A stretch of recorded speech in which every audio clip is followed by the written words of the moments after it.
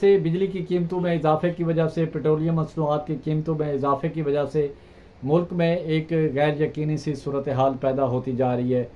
کے پی کے میں جو امن و امان کی صورتحال ہے وہ بھی آپ کے سامنے ہے۔ آئندہ آنے والے وقتوں میں کیا ہونے جا رہا ہے، وہاں پر صوبے کی سیاست پر اس کے کیا اثرات ہوں گے، وہ آپ کی نظر کرنا چاہ رہے ہیں کہ سب سے پہلے کے پی کے کی بات کرتے ہیں۔ کے پی کے میں جو امن و امان کی صورتحال ہے، کیا وہاں پر گورنر راج لگانے کی تیاریاں ہو رہی ہیں، ایمرجنسی لگانے کی تیاریاں ہو رہی ہیں، تو کیا صورتحال پیدا ہوگی؟ اگر امن و امان کی صورتحال اسی طرح رہتی ہے تو لا محالہ پھر وفاقی حکومت وہاں پر ایمرجنسی لگائے گی، گورنر راج کے پی کے میں نافذ کرے گی۔ تو اس سلسلے میں کیا آیا پیپلز پارٹی اس معاملے کو نظر رکھے گی یا اس معاملے کی حمایت کرے گی؟ کیونکہ کے پی کے میں گورنر جو ہے وہ پاکستان پیپلز پارٹی سے ہے، اور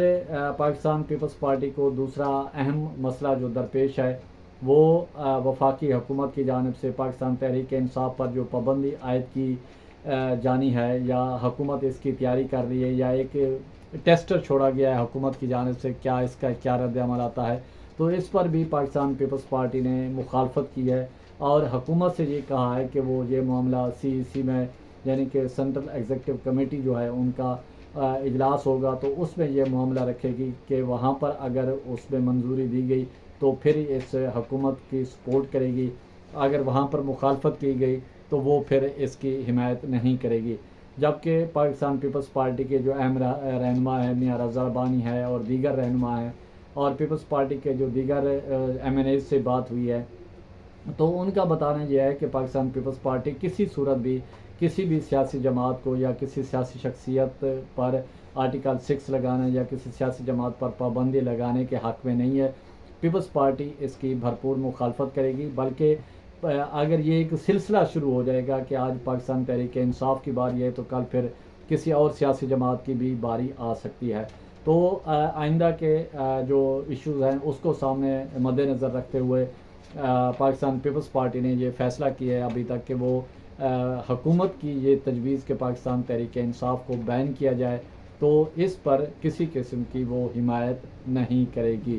تو گورنر راج لگانے کی بھی باتیں ہیں، اگر امن و امان کی صورتحال اسی طرح خراب رہتی ہے تو پھر وفاقی حکومت سوچے گی کہ کے پی کے میں جو ہے وہاں پر گورنر راج نافذ کیا جائے، وہاں پر ایمرجنسی لگائی جائے۔ اور دوسری جانب وزیر دفاع کا بیان بھی آپ کے سامنے آیا کہ انہوں نے کہا کہ ایمرجنسی لگانے کے حوالے سے یا حکومت کی تبدیلی کے حوالے سے ایسی باتیں ہو سکتی ہیں یا مرحلہ وار ہوں گی۔ اور پھر وزیر اعلیٰ پنجاب مریم نواز صاحبہ کی طرف سے بھی آیا ہے کہ اگر ان کی حکومت میں رکھنا ڈالنے کی کوشش کی تو وہ آئینی ہاتھوں سے نمٹا جائے گا۔ معاملات بہرحال سنجیدہ ہیں، وفاقی حکومت کے لیے بھی، صوبائی حکومت پنجاب کے لیے بھی، اور دیگر اس کے لیے بھی۔ اگر یہ سسٹم جو ہے جو موجودہ چل رہا ہے تو اس کو کسی طرح اگر ڈیریل ہوتا ہے، کوئی اس پر کوئی صورتحال پیدا ہوتی ہے تو پھر ظاہر خطرات تو ہیں۔ تو اب دیکھنا یہ ہے کہ سیاسی قیادت جو ہے، ملک کی سیاسی قیادتیں،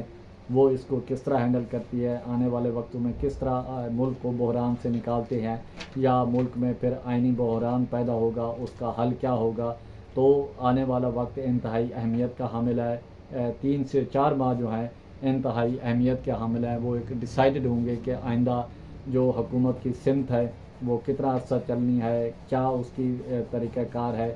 کیا مزید چل پا سکتی ہے، نہیں چل پا سکتی، یا ان ہاؤس تبدیلی ہو سکتی ہے، نہیں ہو سکتی۔ یہ تمام تر جو مسائل ہیں